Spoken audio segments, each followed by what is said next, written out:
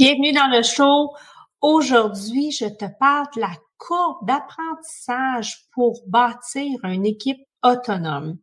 Parce que oui, c'est possible, mais c'est pas quelque chose qui se fait en un claquement de doigts, puis c'est pas quelque chose qui se fait en quelques mois. Donc, j'ai décidé de vraiment faire cet épisode-là dédié sur le sujet pour vous expliquer combien de temps que ça peut prendre, puis ça varie vraiment, évidemment, des postes, des fonctions que vous avez. Mais je veux vous donner une ordre de grandeur parce qu'on parle, en fait, pour bâtir une équipe autonome, ça peut prendre même des années parfois. Donc, je veux décortiquer ça avec toi aujourd'hui. Je vais te parler des 7 stages de leadership qui mènent à l'autonomie des équipes dans un premier temps. Je vais te dire pour chacun des stages, c'est quoi les caractéristiques que ces employés-là doivent développer. Donc, c'est sur ça qu'il faut miser. Puis c'est là où ce que vous pouvez, dans votre leadership, les soutenir, les accompagner à ce qu'ils développent ces caractéristiques-là. Puis pourquoi ça prend un certain nombre de temps? Donc, je vais vous donner un range de temps. Évidemment, ce sont des généralités, mais vous pouvez quand même voir comment ça va vous amener à bâtir des équipes autonomes. Et une équipe autonome, ça veut dire qu'elle peut fonctionner 100% sans vous. Vous pouvez prendre des vraies vacances. Donc, c'est ce que je veux ultimement pour vous. Donc, si tu arrives sur la chaîne, si tu m'écoutes pour la première fois, alors je me présente, je m'appelle Karen Arroy, je suis coach d'affaires, je suis mentor et j'aide les entrepreneurs à bâtir des équipes et des systèmes performants pour que oui, tu puisses te libérer du temps. Alors, je commence dès maintenant. Si tu me découvres, encore une fois, je t'invite à t'abonner à la chaîne. Laisse-moi un j'aime si ça t'apporte de la valeur, ce que je te dis. Écris-moi des commentaires. Tu peux même me demander des sujets si ça te parle. Ça va me faire plaisir de développer des sujets de gestion d'équipe pour toi. Donc, je commence maintenant. Donc, le premier stage de gestion, en fait, le premier stage de leadership, c'est celui-là, c'est celui de la gestion. Donc, quand on parle de la gestion, en gros, c'est juste, on donne des tâches. Et en fait, ce que ça demande, c'est de justement la caractéristique que les employés doivent développer, c'est une forme de discipline, d'être capable de respecter les processus qui ont été établis dans votre milieu. C'est aussi la fiabilité qu'on veut voir qu'ils ont. Donc, est-ce qu'ils ont la capacité à livrer des résultats concrets et de façon constante comme on voudrait qu'ils le fassent. Donc, ça, c'est l'autre caractéristique qu'on va regarder. Et la troisième caractéristique au stade de la gestion, ça va être tout ce qui va être l'acceptation du feedback. Donc, est-ce que mes employés, mon équipe est capable de recevoir de façon constructive les feedbacks, mes attentes, ce que je vais lui dire?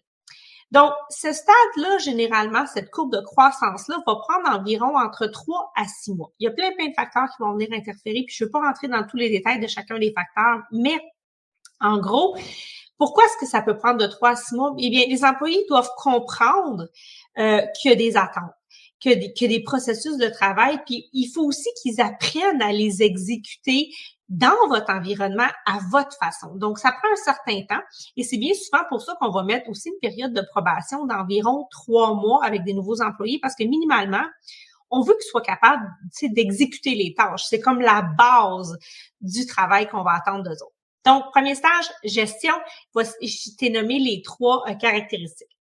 Maintenant, le deuxième stage de leadership pour amener une équipe vers l'autonomie, c'est celui qui est la coordination. Donc, c'est le rôle que vous devez jouer, bien sûr.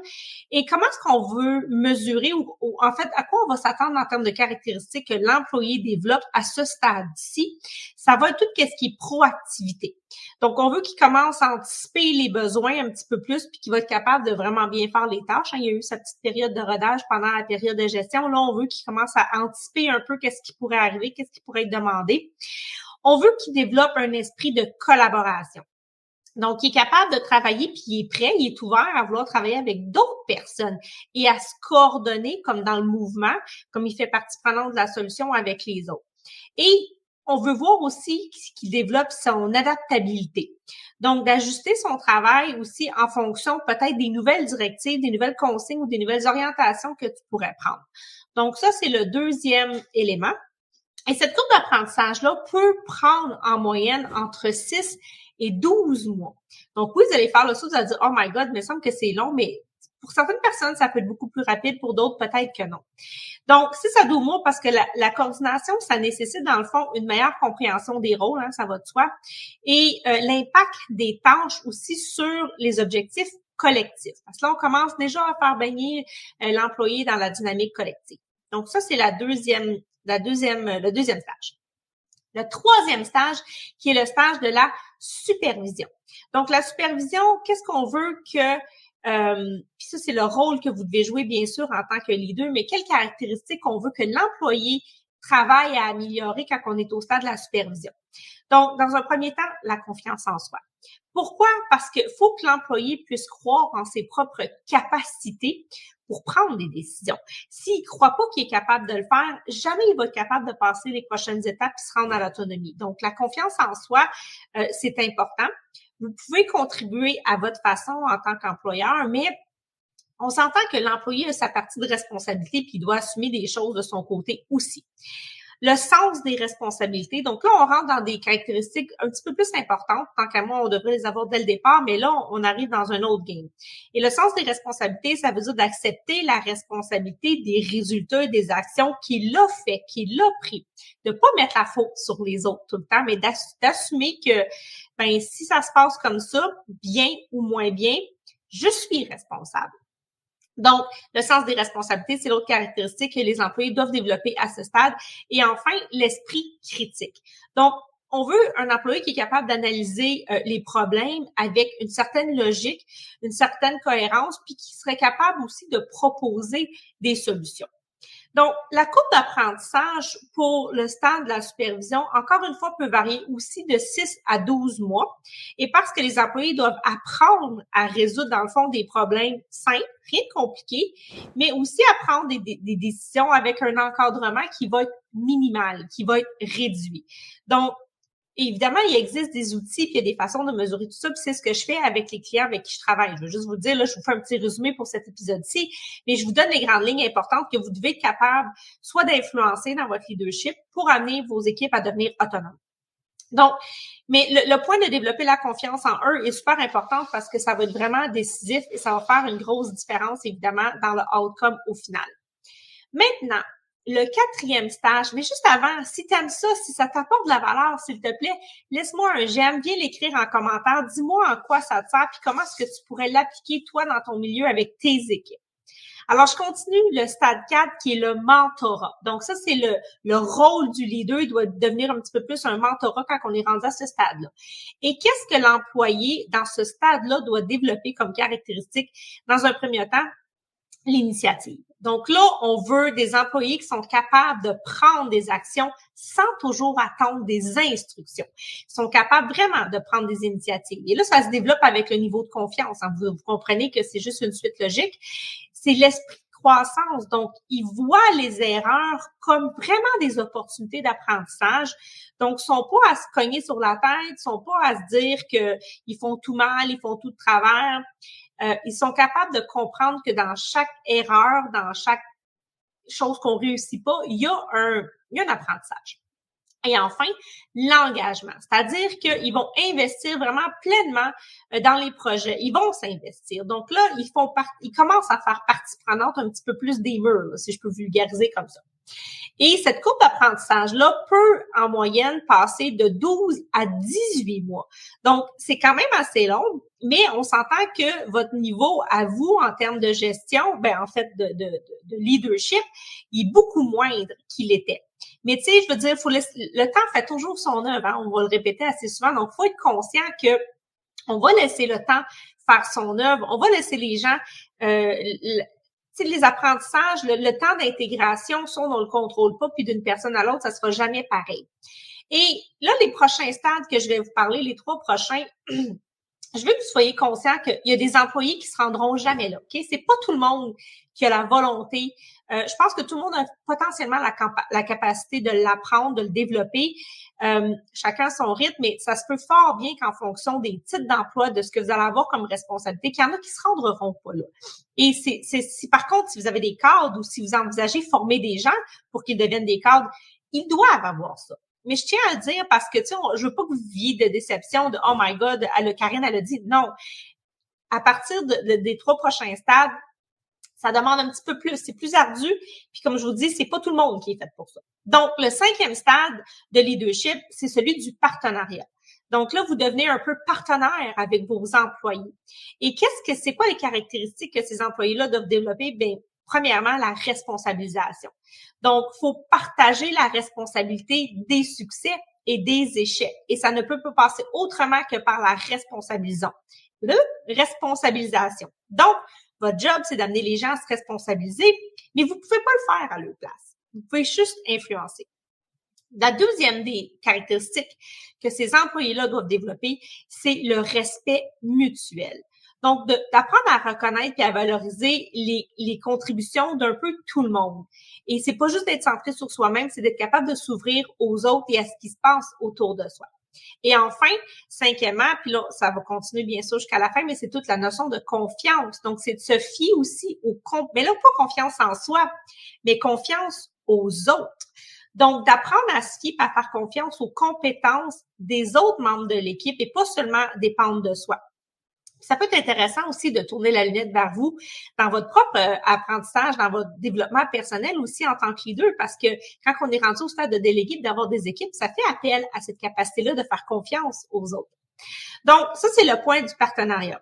Cette étape-là peut prendre, encore une fois, la courbe d'apprentissage peut passer de 1 an, donc de 12 mois jusqu'à 24 mois. Et ce qui fait que ça peut prendre autant de temps, c'est que ça nécessite justement un partenariat, un changement de mentalité complètement pour les employés pour qu'ils se sentent pleinement responsables des résultats, mais pas juste des résultats personnels, mais du collectif. Donc, ça, c'est le 5e stade et la courbe de croissance. Maintenant, le 6e stade du leadership qui amène son équipe vers l'autonomie, c'est l'appropriation. Et dans l'appropriation, ce qu'on veut observer, c'est que les caractéristiques en fait que l'employé doit développer sont dans un premier temps évidemment le sens de la propriété. Donc, c'est de se sentir responsable du succès global. Donc, il sait qu'il y a plus qu'un impact, il en fait partie et il y a contribué. Ensuite, l'autonomie. Donc, on veut agir avec une supervision minimale ou presque nulle. On est presque rendu à l'autonomie là, à ce stade-ci. Donc, il faut comprendre que l'autonomie, elle commence déjà à être quand même présente. Il y a des véritables gains pour vous. Vous êtes capable de prendre des vacances à ce stade-ci, je veux vous le dire. Et enfin, la résilience. Donc, maintenir une performance élevée malgré les défis ou les revers. Et ça, c'est difficile de façon générale, même pour vous en tant qu'entrepreneur, mais pour votre équipe, c'est la même chose. Et souvent, ça va être un gestionnaire qui va travailler pour vous. Donc, il vit des dualités, il vit des circonstances pas faciles, puis même bien souvent, des fois pire que vous, parce que ils ont un rôle odieux. Un gestionnaire qui travaille pour vous, il est comme le beurre de pinot en 2 tranches de pain. Là. Il est entre la haute direction, qui est vous, et il est entre l'équipe. Et c'est pas toujours un rôle facile à jouer. Donc, l'appropriation, ça demande aussi de la résilience. Ils doivent développer la résilience. Et ça peut prendre encore une fois entre 12 et 24 mois. Et c'est pas pour rien que quand on veut former des gestionnaires dans son équipe, faut s'attendre, moi, ce que j'ai connu, puis je pense que ce que je vais vous recommander tout le temps, ça va être un minimum de 6 mois à 12 mois, la période, en fait, de probation, parce que ça prend du temps s'approprier toutes ces étapes-là. Donc, pourquoi est-ce que ça peut prendre encore une fois de 1 à 2 ans, cette étape-là de l'appropriation? Parce que ça demande aux employés d'être proactifs puis de résoudre des problèmes de façon autonome, donc sans avoir à passer par vous. Et là, on va parler de problèmes qui sont un petit peu plus complexes, pas des problèmes simples. Et ça implique aussi de monter en compétences significatives puis une confiance accrue en ses propres capacités à agir sans directive. Ça veut dire de se faire confiance. Donc, ça, c'est le stade de l'appropriation, quand votre équipe est rendue là. Encore une fois, ce sont souvent des gens qui vont devenir des cadres ou qui sont des cadres pour vous. Et enfin, le 7e niveau d'autonomie, ou en fonction, évidemment, de la responsabilité du travail, j'ai envie de dire, parce que vous pouvez avoir des employés qui vont être extrêmement autonomes dans ce qu'ils font, mais ils franchiront pas le niveau décisionnel parce que vous ne leur aurez pas confié ça, à part peut-être prendre des décisions par rapport aux tâches, aux actions qu'ils font concrètement. Puis enfin, le 7e stage qui est celui de l'autonomie. Donc, qu'est-ce qu'on veut que ces employés-là développent en termes de caractéristiques? Bien, c'est le leadership organisationnel. Donc là, on est vraiment une personne qui va avoir une influence qui va avoir une influence positive sur l'ensemble de l'équipe. Et c'est ça qu'on recherche le plus possible. C'est quelqu'un qui va avoir aussi un esprit entrepreneurial, même si c'est pas sa propre business, il y a comme cette fibre-là à l'intérieur de lui, dans son leadership. Il va être capable de penser puis d'agir comme un véritable partenaire stratégique à vos côtés, un vrai allié. Et enfin, c'est quelqu'un qui va être capable de s'allier sur votre vision, bien entendu, donc de maintenir le focus sur les objectifs globaux tout en innovant. Donc, il fait vraiment partie prenante, il est juste pas le PDG, mais il y a un beau potentiel. Maintenant, la courbe d'apprentissage, à ce stade-ci, il y a pas de durée. C'est indéfini, en fait, c'est en continu parce qu'on est toujours des êtres en train de s'améliorer, d'évoluer et de se développer. Donc, bien sûr, l'autonomie complète, on l'atteint jamais. Même vous, en tant que PDG, il y en a pas de point de finale. Tu sais, on sait juste que c'est une continuité puis que c'est une courbe d'évolution qui est ascendante, hein, bien évidemment. On veut pas qu'elle descende. On peut stagner, on peut ralentir des fois, mais c'est un peu, donc, il n'y a pas vraiment de durée que je peux vous donner. Mais si je devais conclure de façon globale, tu sais, il faut comprendre que d'amener un employé vers l'autonomie, on fait pas ça en dedans de 2-3 mois. Ça prend minimum une bonne année, sinon plus 2 ans. Mais tu sais, ça peut aller jusqu'à 5 ans. Et ce qu'il faut savoir, c'est que si vous avez des problématiques avec des employés qui restent pas, qu'il n'y a pas de rendement, que vous avez un haut taux de roulement, ben c'est difficile d'arriver à un stade où vous allez respirer puis que vos employés vont atteindre un niveau d'autonomie parce que vous n'arrivez pas à passer au travers de ces courbes d'apprentissage-là. Si vous êtes constamment en train de réembaucher puis d'engager du nouveau monde. Donc, c'est pas banal ce que je vous dis. Ça a des impacts sur vous, sur votre santé financière, celle de votre entreprise, et évidemment sur la performance et le rendement. Donc, ce sont les grandes étapes. Si tu as envie d'en apprendre plus, si tu as envie de savoir comment est-ce qu'on peut travailler ensemble, comment est-ce que je peux t'aider à bâtir des équipes autonomes, des systèmes performants pour que tu puisses, oui, éventuellement, après quelques années, relâcher ça, puis peut-être partir d'autres projets, d'autres entreprises. Alors, s'il te plaît, ne te gêne pas, viens m'écrire. Il y a des liens dans les commentaires. Tu peux prendre un rendez-vous avec moi, on va en discuter, ça t'engage absolument à rien. On va regarder si on est un fit et si j'ai les bonnes solutions pour t'aider. Alors, sur ça, je te dis merci. Je te souhaite une excellente journée et on se retrouve la semaine prochaine.